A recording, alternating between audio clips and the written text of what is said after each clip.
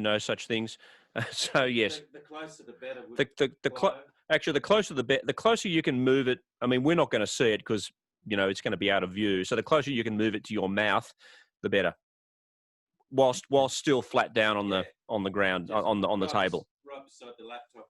Yeah, maybe right beside the laptop. Right beside the laptop. I can actually put it across the mouse pad. Great.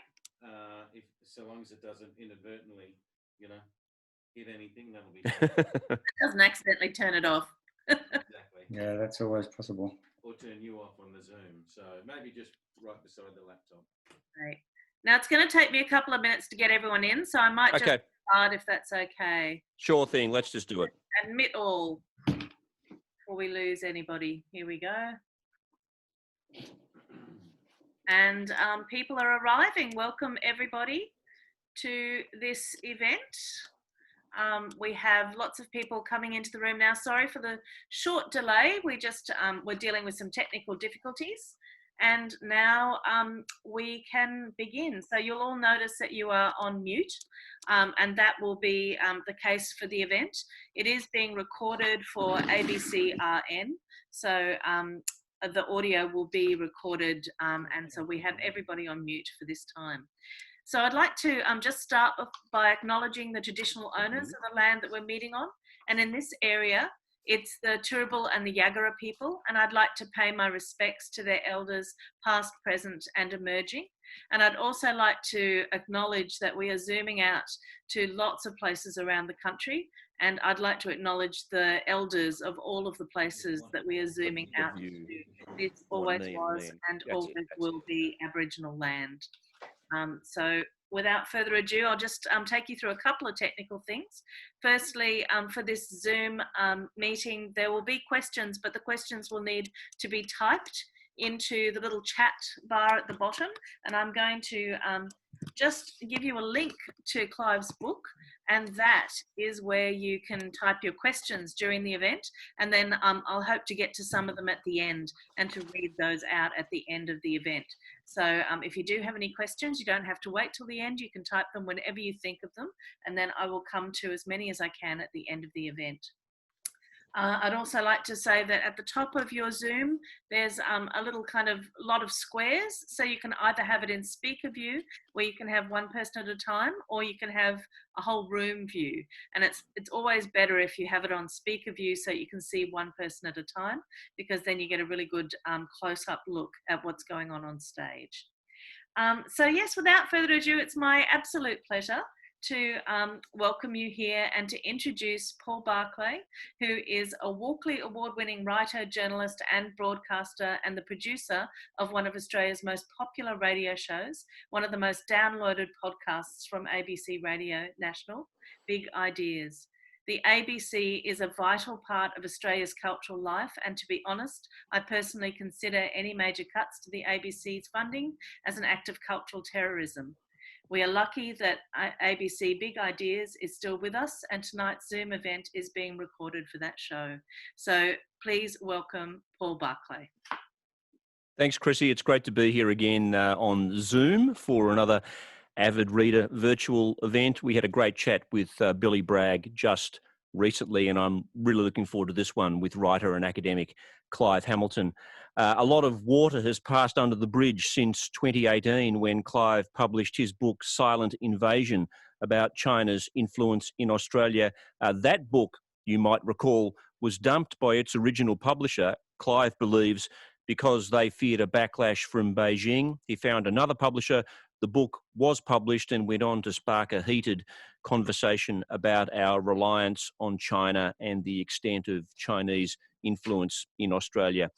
In the last few months, of course, the COVID-19 pandemic has debilitated the world, triggering a deterioration in relations between China and Australia, and indeed much of the West. China has ramped up its anti-Australian rhetoric following our insistence on an independent investigation into the origin of COVID-19. Many Chinese students have returned home, depriving cash-strapped Australian universities of vital revenue. There's been a trade dispute around a ban on beef exports to China, an increased tariff on barley. recently accusations of cyber attacks by China on Australia, all of which is to say that Clive's follow-up to Silent Invasion, Hidden Hand, there it is, has been released at a rather opportune time. He's co-authored the book with Mareike Ohlberg, and it takes a global view of how China's Communist Party is influencing everything from politics, business, universities, the media, and other institutions around the world. Essentially, they argue that China's ruling party, the authoritarian CCP, is engaged in an ideological struggle with the West, a Cold War, if you like. Clive's never been afraid of speaking his mind about matters he believes to be of urgent importance, and he joins us tonight to chat about Hidden Hand. Welcome to the program, Clive. Thanks, Paul. Terrific to be here. So, Clive, as I mentioned, your previous book had a publisher who refused to publish it. Now with this book, you face a situation where a businessman called Stephen Perry and a group called the 48 Group Club have legally challenged the publication of the book in Canada, the US and the UK. What's going on here?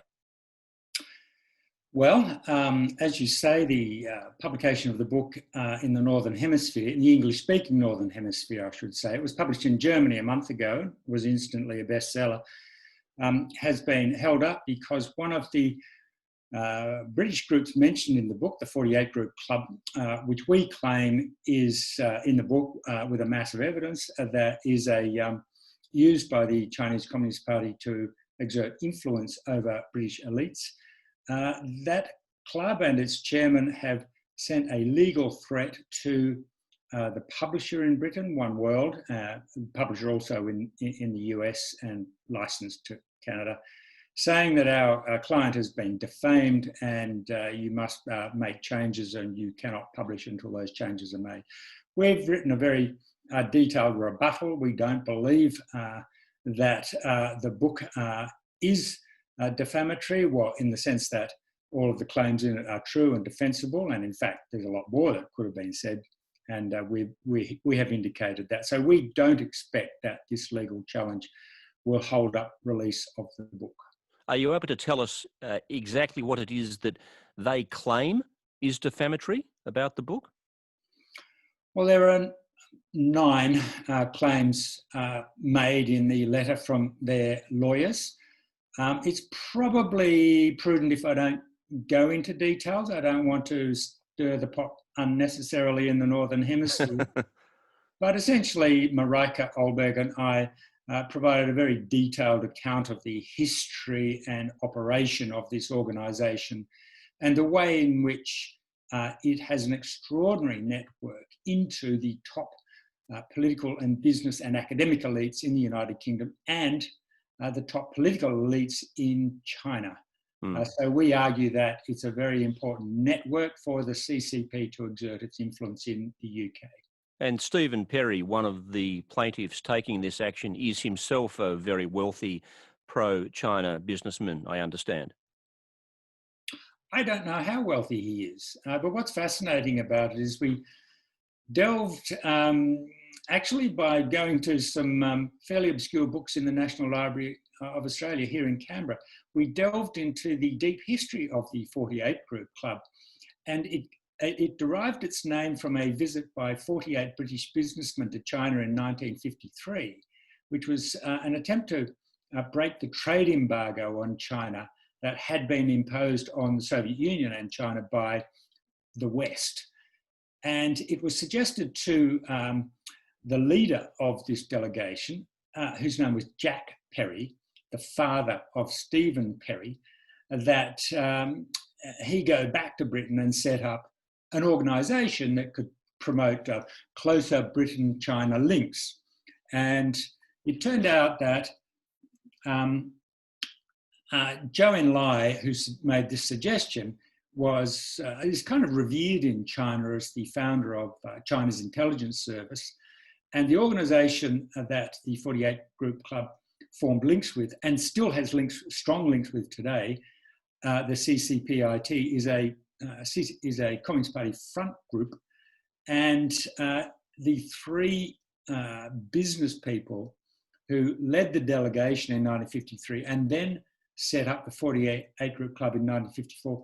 Each of them were secret members of the Communist Party of Great Britain. So it has a really fascinating history, and it's really intriguing to track its history back and then to trace it right up to the current day where, for example, on the 65th anniversary of the foundation of the 48 Group Club, in Beijing, there was a grand banquet attended by the nobility of the Chinese Communist Party, which I think was a measure of the importance that the party attaches to the club. Before we get into the thesis of the book, with your previous book, Clive, you did face some accusations of being xenophobic. There was even some suggested implicit racism, according to some people, about silent invasion. Now, look, I know you reject all of this, and from the outset of Hidden Hand, you draw a distinction between China and the Chinese people, who you have no quibble with, and the Chinese Communist Party itself, which is really essentially the organ with which you take dispute. This distinction is an important one to you, isn't it? Oh, it's absolutely fundamental. I made the distinction clearly in Silent Invasion, and we make it very clear in Hidden Hand. I mean, Mareike Ohlberg and I are very much of the left, and we have a pretty solid history of anti-racism in our political backgrounds. I mean, she is much younger than I am, but she's she's a very solid defender of human rights and anti-racism and so on. So it's kind of absurd, and people who make this accusation actually fall for the CCP trick of conflating the party with the people. But in fact, all kinds of Chinese people, including plenty of Chinese Australians, are very strong supporters of silent invasion. In fact, it was a group of Chinese Australians in Sydney who launched the book. And then about 12 months later, a group of Chinese Australians were very pleased to launch the Chinese language edition of the book, a translation and publication that was carried out eagerly by a publisher in Taiwan. And so I might just point out too that the Silent Invasion was published a month ago in Japanese. Took a long time for various complicated reasons, but was an instant bestseller. I mean, a huge bestseller. I mean, when I go and visit Asia, Taiwan, and so on, or talk to people from Japan or wherever, and say, "Oh yeah, people say this book is racist," they're mystified. I mean, they just don't get it. This is an Australian thing. This is all about our cultural history. And what I call xenophobia, the terror, particularly on people on the left, of being accused of racism, so much so that they're afraid to call out this totalitarian, militaristic regime that is interfering in the politics of other countries and threatening people all over the place. So, Clive, your book opens up with you saying that China's Communist Party has a Cold War mentality in its rhetoric and its actions. So, 30 years after the Cold War with the Soviet Union ended, we have another Cold War of sorts between China and the West. How so? How is this a Cold War? What are you referring to? Well, there's an enormous amount of debate in US policy circles about, are we in a new Cold War? And I tell you the truth, both Mareike and I are a little bit impatient with that. And what we point out, and I should say that this is particularly Mareike's work, she is an expert, global expert in CCP's external propaganda system. If you read the internal documents of the party theorists and also the internal speeches of party leaders in China, they make it extremely clear over and over again that they believe that China is engaged in a struggle to the death ideologically with the West. And there's one fascinating thing about the Chinese Communist Party, which I didn't realize in my earlier work, and that is just how much emphasis they place on ideas. They believe that fundamentally, whatever military power and economic power you might have, in the end, this is a battle of ideas. And that's why the CCP even more so under Xi Jinping since the end of 2012, has placed such massive emphasis on what they refer to as discourse power or exerting discourse control. And this is a very big theme that runs right through the book. And in fact, I was kind of surprised as I did the research and worked with Mareike just how powerful it emerged as a theme. The way in which the Chinese Communist Party is determined and has devoted massive resources to doing this, to win the discourse battle. In other words, for the rest of the world, including the West, to accept the Chinese Communist Party's perception of China, the party, and its place in the world. Yes, we'll come to this because it's a particularly important part of their Belt and Road initiative, which we'll talk about.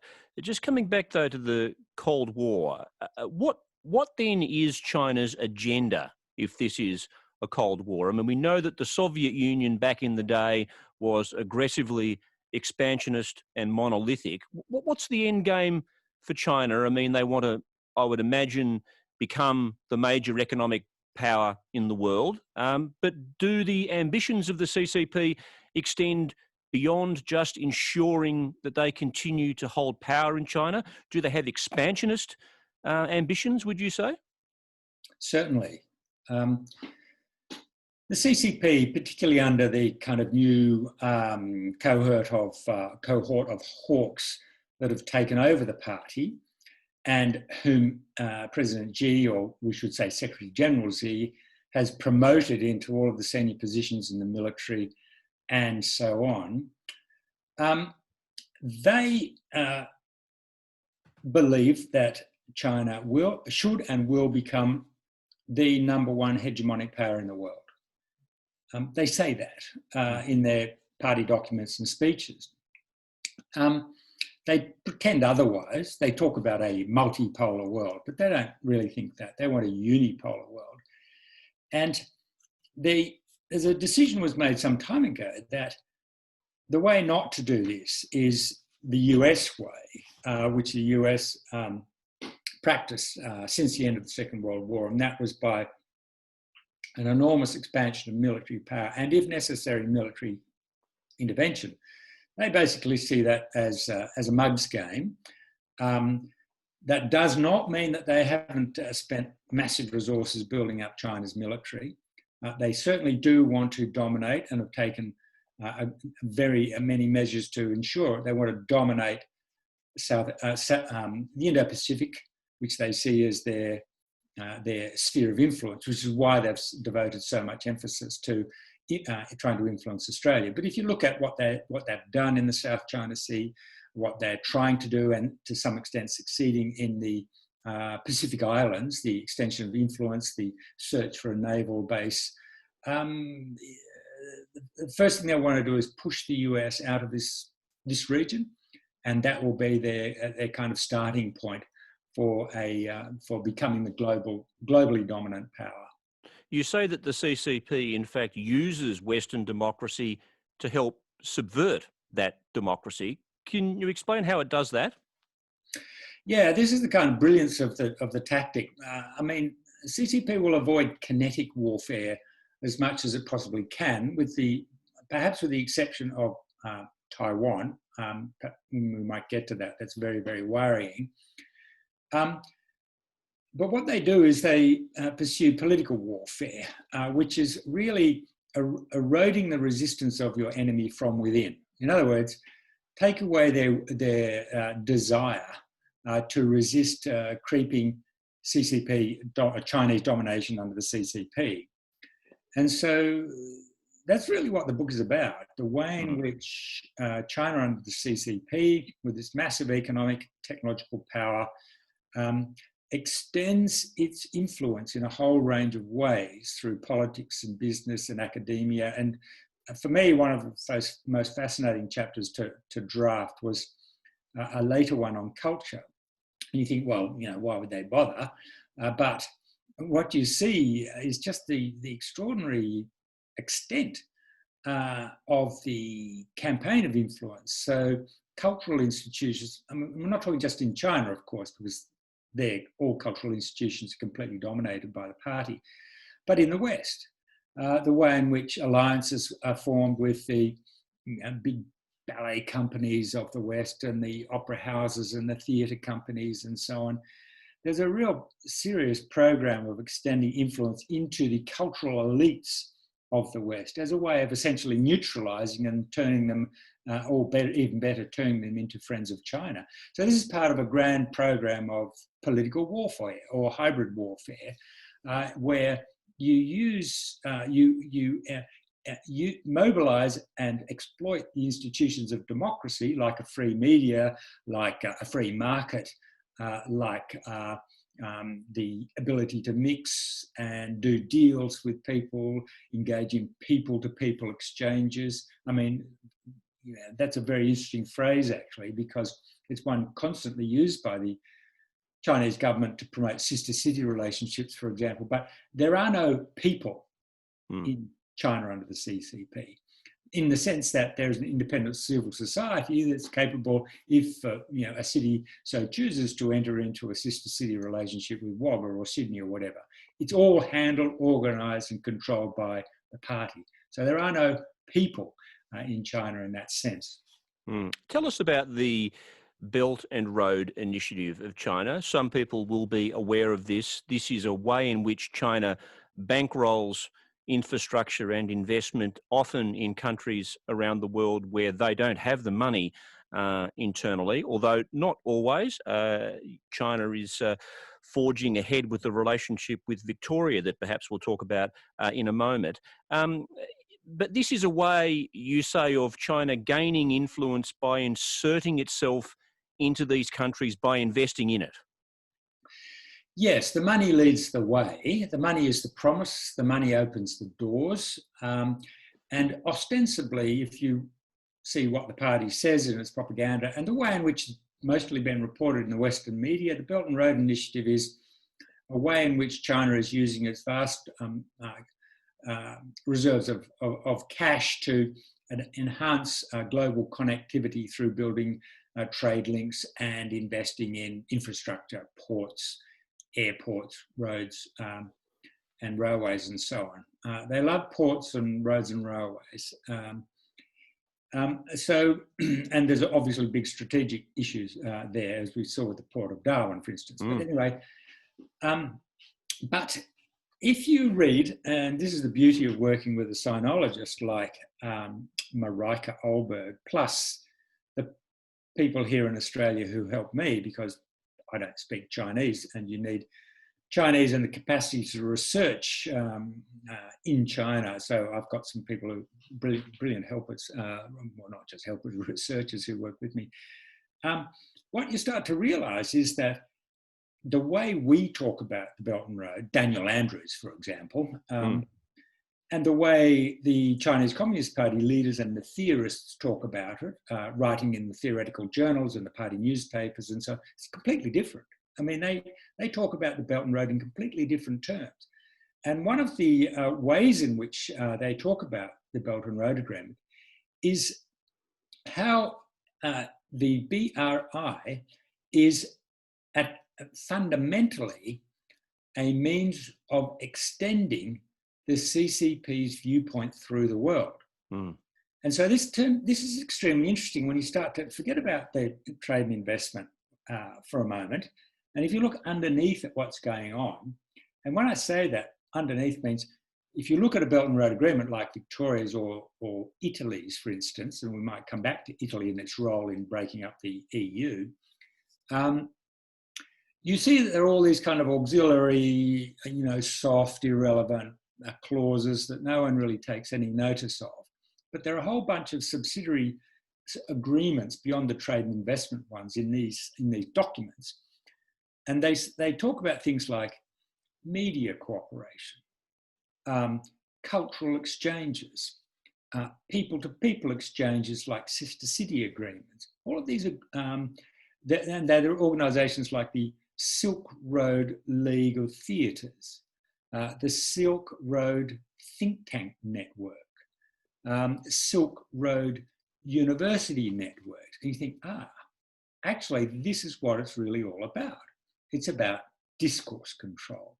It's about promoting through these unexpected means a CCP worldview which persuades those who kind of sign up to these exchanges and these deals to start thinking in the way the party wants them to. And the way, when you are alert to this, you start to notice that people like Daniel Andrews and the Prime Minister of Italy, after they signed up, they start parroting CCP phrases. It's really quite extraordinary. And those phrases represent how your brain has been rewired to think. So they become, in a sense, agents of Chinese propaganda, is what you're suggesting. Unwittingly. And they'd be extremely offended if you suggest this. They are indeed. But on the other hand, Clive, I mean, cultural exchange per se is not a bad thing. In fact, surely understanding more about China, understanding more about the Asian region at this particular moment in history where, you know, we're in the midst of the Asian century, that is a good thing. So where does one draw the line here?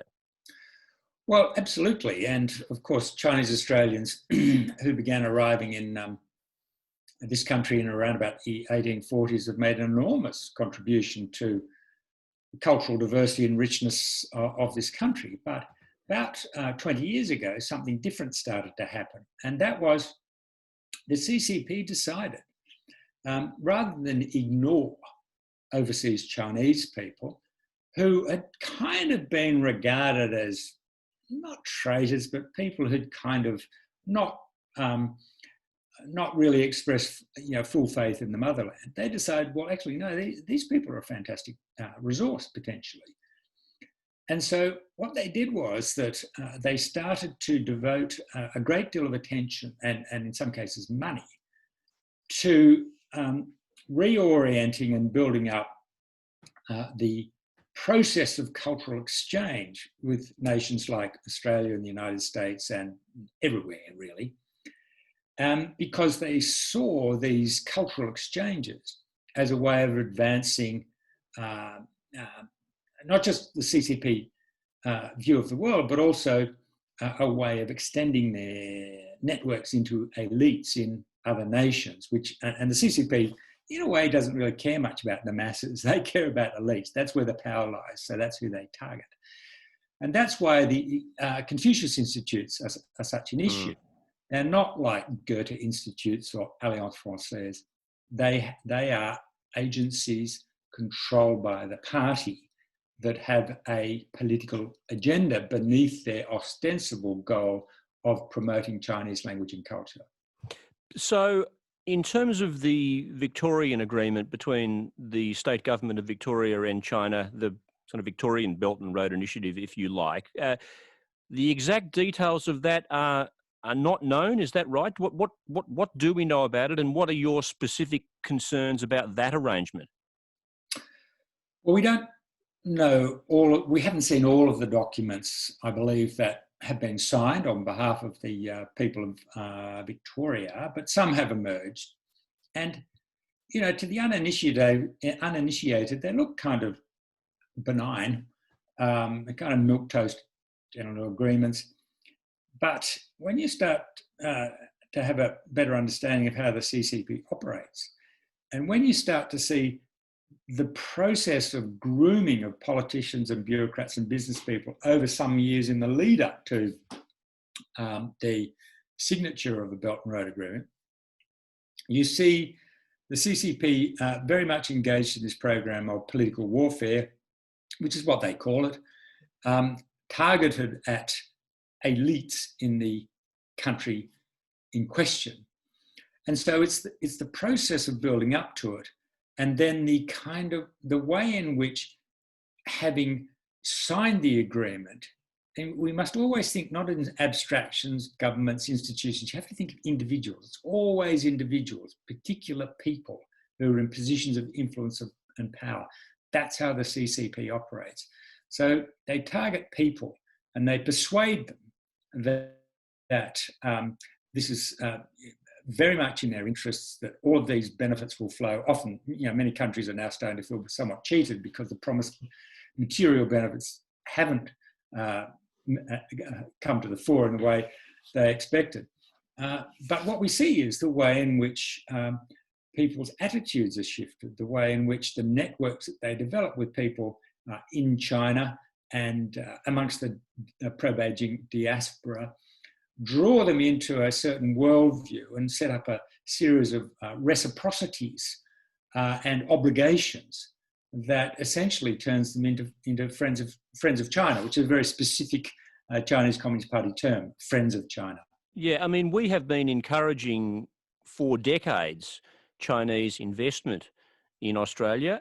There is an argument that the material standard of living that we all enjoy today as Australians largely hinges off the back of Chinese investment and Australian exports to China. Is it possible to encourage and benefit from Chinese investment as we have in Australia, where we do have a small pool of capital to invest? Is it possible to benefit from that without compromising our sovereignty? Well, I hope so. I mean, we should recognise that, first of all, a strong economic relationship with China has been very important to Australia, but we shouldn't exaggerate it. I mean, there are many commentators and bureaucrats and so on who think there's be all and end all, and that, without it, we'd be living in the caves. I mean, this is absurd. I mean, China's rapid growth and its reliance on Australian exports has, perhaps, I don't know whether anyone's done the numbers, someone in Treasury should have, perhaps added a 0.5% or 1% to our GDP growth rate over the last 10 or 15 years. So it's not catastrophe it goes, but of course, we all want a sustainable, harmonious economic and political relationship with the People's Republic of China. So, and China depends on us. Let's keep that in mind. There are certain commodities we supply that it really must need. You notice when the ambassador, not far from where I am now, was threatening all kinds of industries in Australia, threats which have now been followed through on. Beijing has never threatened to cut off iron ore exports from Australia. They know which ones they can find alternative suppliers, and they also know which ones will cause maximum political pain. So this is something we talk about in the book. The CCP has this tactic called Yisheng Bijeng, which, for those who speak Mandarin, apologies, which means literally use business to influence government. So they know with a great deal of certainty who are the crucial lobby groups in Australian industry. They're not necessarily the big obvious ones, but there might be crucial ones in marginal seats, or there might be rural-based ones, and it's the National Party, and they will target those sectors where they know the leaders of them will be screaming most, and immediately get on the phone to ministers, prime ministers, and start pressuring them to back down and be nice to China. This is what Yisheng Bijeng is about. It's kind of, so when those threats were made by the ambassador, barley beef and a couple of others, we thought, oh, that's terrible. You're going to cause us economic pain. But in fact, the real strategy was the ambassador was sending a message to the leaders and the executives of those particular industries and others who are nervous. You better get on the phone and start lobbying the government, because you guys are the ones that are going to suffer. They know what they're doing. So, look, we've actually spent a bit of time talking about Australia, despite the fact that your book is mostly not about Australia, actually. It's about Chinese influence in Europe and the United States. There's all manner of countries we could talk about. It's kind of hard to know where to start. Let's look, though, at China exerting its influence in the UK, where you write that it was announced not long ago that a golden era of Sino-British relations was underway. Just give us an idea of what concerns you about the new Chinese-British relationship. Obviously, the City of London is looking to cement its place as the kind of financial capital of Europe, so it's looking for investment. And China is, I suppose, someone that can provide it. What worries you about this? Well, the CCP has been working on British elites for quite some time, as I intimated in our opening talk about the 48 Group Club, but there are plenty more, and others that are as important. But it also realised that with Brexit some years ago looking like a distinct possibility, this was a fantastic opportunity, because the United Kingdom would be looking for friends elsewhere if it weakened its ties with Europe. And of course, Donald Trump is this great contradiction, because on the one hand, he's the first president to kind of muscle up to China. Previous presidents from George H.W. Bush had been kind of wanting to, but were dissuaded from it by various other forces. Barack Obama was pretty weak, and so Trump muscled up. But at the same time, he's played beautifully into the hands of the CCP strategists by alienating all of his allies, including the United Kingdom, weakening that alliance. And the CCP obviously understands all of this. And so they put a lot of diplomatic and political and business effort into cultivating British elites, to the point where David Cameron was declaring, and indeed Theresa May subsequently, that the two countries had entered into this, love fest, the new golden era of Sino-British relations. And let me tell you a little anecdote about the research into this book. When we started, Mareike and I started to work together, I said to her, I'm very interested in Britain. It's a very important part of the story, but I've done a bit of a recce about CCP influence in Britain, and having written Silent Invasion, I know what to look for. And I said, I can't really see very much. And she said, keep looking, there's a lot there. And unlike in Australia, the British media have really not cottoned on to the problem and started to expose it. That's starting to shift in very recent months. And so I did start to look much harder and talk to some people, and boy, did I find some astonishing material on CCP influence there. And of course, most of it, you need Chinese language. You have to go to the Chinese language media in Britain and particularly in China itself. And when you start delving into it, you see that there's been a sustained influence operation directed not just at the political parties, but literally at number 10 Downing Street. You see just what an extraordinary strategy of influence has been carried out in the case of the United Kingdom. Tell us about the princelings of Wall Street. The big investment funds and the banks want to do business, obviously, in the emerging new Chinese capital markets, and they're willing to pay the price for access to those markets. Tell us about what that price is that they pay, and how they in fact invite some of the relatives of those in power in China to gain that access.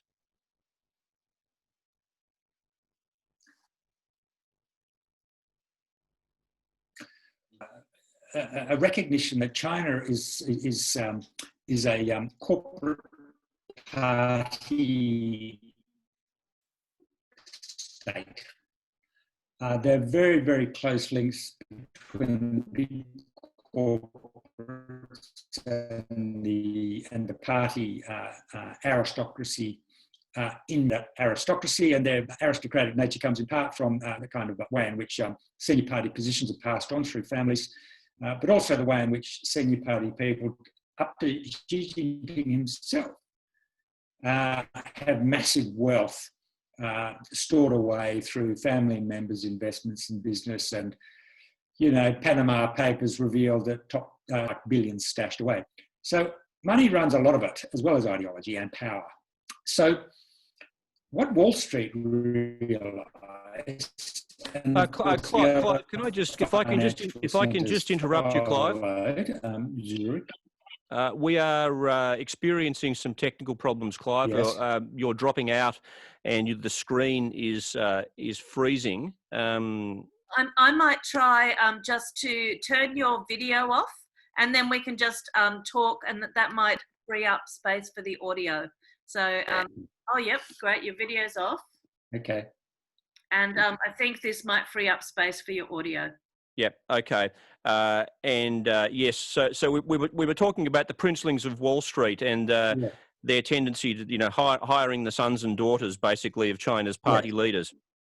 So the red aristocracy in China, the top Communist Party officials, also had deep links into major corporates in China, with masses of money stashed overseas, as the Panama Papers revealed.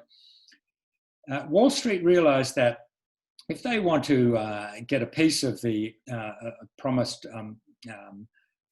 El Dorado of access to financial markets in China, they needed political contacts. So what they started to do in the early 2000s was to begin to employ the sons and daughters of the red aristocracy, the so-called princelings. And there was a really sustained program, in fact, serious competition between the big Wall Street firms and particularly the international banks. It was happening, as I said, in Frankfurt and London and Zurich. Mm. And so what they did is they employed the 22-year-old graduates from usually an American East Coast university, and they gave them good jobs, sinecures and good salaries. And that gave them access to their fathers or sometimes their uncles, who were senior Communist Party officials, who had basically told them, if you employ my son or my daughter, then you will get preferment in your business dealings in China. I think you say, Clive, that that Credit Suisse hired over 100 sons, daughters, and friends of senior government officials. Some of these, you suggest, you write about in the book, are paid $1 million a year and scarcely turn up to work. Yeah, in the case of one who was rated unsuitable for the job, and once she did turn up, she was rude, unprofessional, and sometimes brought her mother along to the office. But they gave her a raise because her father was powerful and they got business in China. And Credit Suisse was interesting because they were perhaps one of the more systematic companies doing this practice. They had a spreadsheet and they had all the princelings that they employed. And then they kind of kept a record of how many deals and the value of the deals they received. You know, it was kind of a cost-benefit analysis of corruption. Mm. And some of it was revealed in an investigation in the US by the Securities Commission, which wrote a report a few years ago exposing what had happened and saying, we are going to come after these American banks and institutes, bribery. And so the banks kind of ran scared as lions, hundreds of millions of dollars, to persuade the Securities Commission to drop the charges. So what this reveals is the extremely important relationship between big corporates, big finance, and the elites in both the United States and other Western countries, and in China, and the entanglement, the political and particularly the financial entanglement of the elites in the West and in China. So we haven't got a great line here, Clive. I'm inclined to persist, but I'm just wondering what avid reader are thinking about this. Chrissy, can you hear me? What do you think about what the audience online is getting at the moment? I think that we're losing little grabs, but I think that the general gist is coming through my end. So Okay. we can persist for a while. Okay, I will. I'll keep going in that case. Yeah, you mentioned Donald Trump before, Clive, and obviously China-US relations have soured under Trump. Even before COVID, there was a trade war. The US is sick of the damage that Chinese imports were having on their manufacturing sector. What impact is the US-China tension having on China's presence in the US at the moment, where, you know, for decades they've cultivated important channels of political influence with other US presidents? How would you describe the relationship between China and the US now?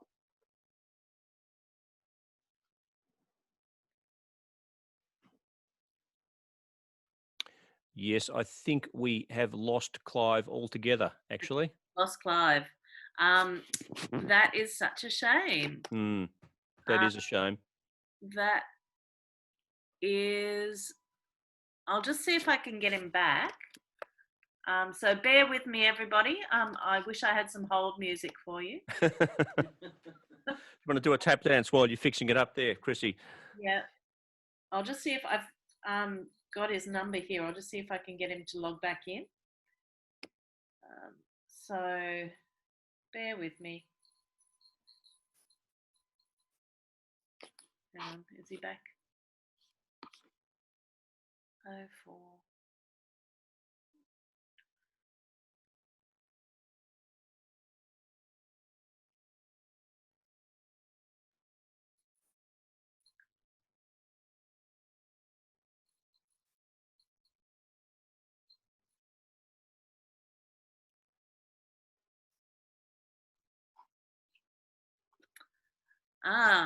Okay. That's okay. I think he's there. He is on there somewhere. Sorry, Clive, you're back in and we need to unmute you. So let me find you. Just give me a second. I'll search for you here. There we are. And now I'm going to ask you to unmute yourself. So, Clive, you should be able to unmute yourself now. Yeah, unmuted. You are unmuted. Okay. Get rid of your video again. I think we've got some bandwidth problems your end. So I'm going to just turn your video off to try and, whoops, I've lost you again. Okay, so we're going. That sounds okay. I can hear you okay. Okay. Let's give it another go. Take two, or maybe take three. Yeah. So look, that was a question. I don't know whether you heard it, Clive, about the impact that US-China tensions are having on China's presence in the US. Where, as I mentioned, for the previous couple of decades, they'd been able to cultivate political influence with other US presidents. Yes, there's a chapter on how the CCP has cultivated political elites in the United States at a kind of federal level, and from presidents down. And then there's one for Europe on the same thing. But we also put a lot of focus on the way the CCP has cultivated elites at state and municipal level as well. But if you look at the relationship between party influence operations and the White House and Congress over the years, you can see a fairly consistent pattern. I should say it's worked far more effectively in Canada over the border than it has in the United States. There have always been certain obstacles of gaining the kind of influence they'd like to have, particularly in the Congress. But within the White House, there have been some extraordinarily effective operations, if you like, particularly in the Clinton administration, of gaining access to the president and top officials. And Trump himself, for all of his pushing back, he does have within his top team some people very kind of sympathetic towards warm relations with China. And in other words, people who put the economics above everything else. So it's a kind of fascinating and complicated story. But particularly in the United States, where it's the alternative superpower, it's far easier in places like Canada and Australia. Yes, you're right about a White House trade advisor who was involved in Trump's trade against China, war against China. A guy called Peter Navarro, who attacked the so-called globalist billionaires of Wall Street, the bankers and fund managers, who he said were kind of acting as agents of Beijing influence in Washington. It was an astonishing statement coming out of the White House. An attack on the titans of Wall Street, who he said were undermining Trump's economic and trade war approach to Beijing and the political battle going on. And so I thought, well, how much truth is there in this this claim of Navarro that there were these globalist billionaires of Wall Street in order to undermine the US's diplomatic approach? And indeed, there's a powerful amount of evidence suggesting that, yes, indeed, top Chinese leaders, when they go to the United States, will frequently begin their visits with a whole series of meetings with the Titans of Wall Street. And the Titans of Wall Street will frequently begin putting pressure on the White House and Congress to take a friendly attitude towards Beijing. So the globalist billionaires that Peter Navarro referred to really are operating in the interests of the CCP.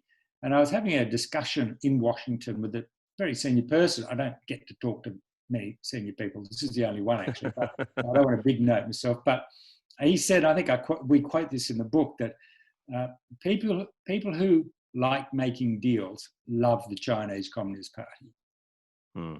Yeah.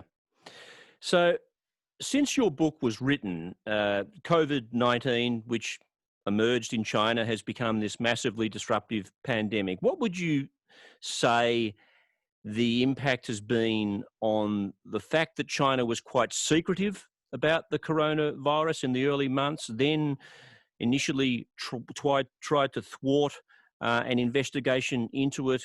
Has this caused China a great deal of global harm around the world in countries where they had successfully managed to gain some influence? Yes, it's been a mixed picture. To focus on the areas where Beijing hasn't suffered and in fact may even have gained influence, I'm thinking of Italy, for example. I'm thinking of Central and Eastern Europe. CCP adopts this tactic which it refers to as use the countryside to surround the cities, which came out of the Long March and the warfare, guerrilla warfare in the 30s and 40s. And so the periphery of Europe, CCP managed to gain and continues to have a great deal of influence amongst top political elites. But in some countries, I'm thinking particularly of the United Kingdom, the CCP has suffered a huge amount of damage as a result of not just the COVID-19, but also the Hong Kong situation, which of course is very dear to the hearts of many people in Britain, being a former colony. And the repression there has really lost it a lot of friends, to the point where many senior Tories are now coming out and saying, this is just not right. We don't want to have a golden era with this dictatorship. We must actually resist its influence in Britain. And that goes for undoing the decision, in my view, a disastrous decision by Boris Johnson, and in fact Theresa May before him, of allowing Huawei into Britain's 5G network. Now, as a result of what's happened in recent months, it seems almost certain now that that will not happen, that resistance, if Boris Johnson put it to a vote in the House of Commons, then he would lose. Yeah. And so China, or Beijing, has had a big setback in the UK. And similarly, the story is different everywhere. Germany is absolutely crucial to all of this. And in fact, in a way, if we're thinking about where do we want this book, Hidden Hand, to have the biggest impact, it struck us that Germany is really crucial, because Germany is very much wavering. There's a lot of anti-American sentiment, and who can blame them with Donald Trump in the White House? And there's a huge amount of influence by the CCP among German industry, particularly the auto industry.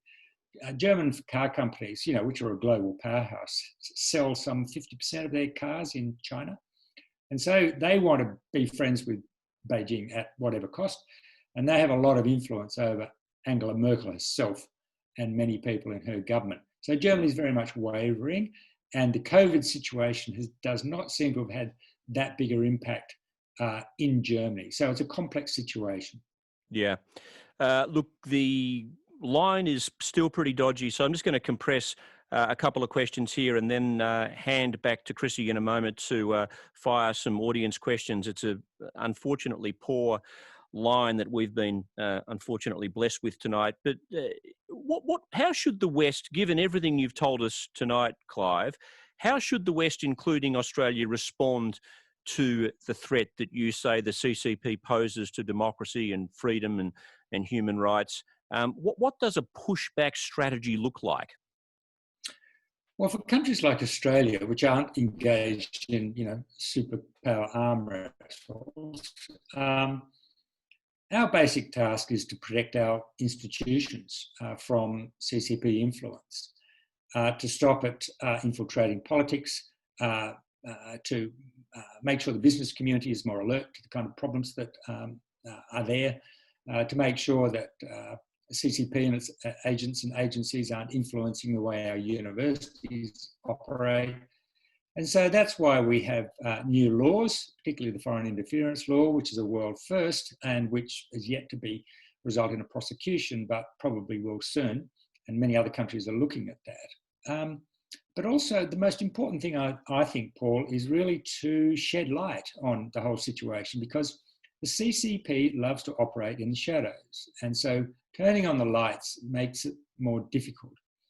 So I think that's the essential message: to be aware, to understand, to pursue friendly relations where possible, but at all costs to resist influence operations and not to succumb to bullying. And I think the Morrison government is taking a very sensible and firm and calm stance in that regard. Look, I will wrap it up, Clive. Unfortunately, it's not getting any better. It's been great to talk to you so much, actually, that I wanted to talk to you about, but I will cut this short because it's rather tough to listen to. And I'll hand back to Chrissy. And Chrissy, I just wonder, given the problems we've been having, do you want to fire an audience question or two to Clive, or I'll leave it to you? Yeah, let's just try a couple. I mean, we can hear a little bit of it, so let's just give it a couple. So there's a question here from Heather, which is that if the CCP is keen to support the arts in the West as a way of influencing our culture, is the government's lack of support and indeed defunding the arts in Australia, especially now during COVID, where we're watching watching the demise of numerous institutions with more to follow, making Australian culture especially vulnerable to CCP influence? And how we'll go with that. Oh, fantastic question. It's very much like the same kind of problem the universities have faced with defunding and CCP agencies popping up with money. Bottom line is, don't do it. There is always a political agenda with CCP and CCP-linked agencies, always. And so we've seen some really regrettable cases of cultural censorship in the West. The Royal Theatre in Madrid, for example, cancelling performances under pressure from the ambassador, plays being cancelled, films being censored. You just don't do it. It's just not the risk, not worth the risk. I mean, money is one thing, artistic integrity and free speech is another. Thanks, Clive. I'll just ask another question because we are losing you. I'll just ask one more and then we might go. We might call that a night. It's been really fascinating listening to you tonight. So are there any NGOs that have been doing what you see as good work in building awareness and resistance to CCP influence in Australia? That's from Edward. Well, I think the ones that are having a small impact, but I'd love to see them have much more impact, and they are the Chinese Australian organisations that are independent and haven't fallen under the influence of a CCP or people essentially working on behalf of it. I think it's exceptionally important for us in Australia to hear more Chinese Australian voices in this debate. And there are plenty of Chinese Australians who would like to participate in it. Unfortunately, only few do, and that's because many are just afraid. And let me tell you a little anecdote. A good friend of mine, Chinese Australian person, told me a few weeks ago that her mother, who lives in China, had died and she's grieving, but she also said she finally feels free because the CCP can't get at her anymore. And I thought, wow, what a tragedy. Here's an Australian citizen who should be enjoying all the rights to engage in political debate in this country, who has been driven out of and silenced because she's so afraid that her mother will be persecuted if she does. And her mother has now died. And although it's a tragic event for her, she also feels free in a way that she hasn't felt before. So that's the real problem that we have with so many people in the diaspora in this country. They want to be full citizens, but the CCP can extend its influence over them and intimidate and silence them. Right. Look, this has been the most amazing conversation. And to be honest, I've got some incredibly great questions here, but we do lose bits of your answers. So I think that we're going to have to wrap it up there. I'll turn your video back on again so we can see you. I think, can you turn your own video back on so we can see you, Clive? Yes, there you are. Great. I've had lots of people texting through with standing ovations and saying bravo. We hopefully will be able to cobble something together for Big Ideas with your phone recording that you have beside you. And hopefully we'll get to listen to it in more detail on Big Ideas. It has been my pleasure to host tonight. Thank you, Paul, and thank you, Clive, for such a fascinating discussion. Yep. Thanks for persisting, Clive, and thanks, Chrissy. Thank you. Terrific. Yeah, thanks. Thanks. See you later, everybody. Bye.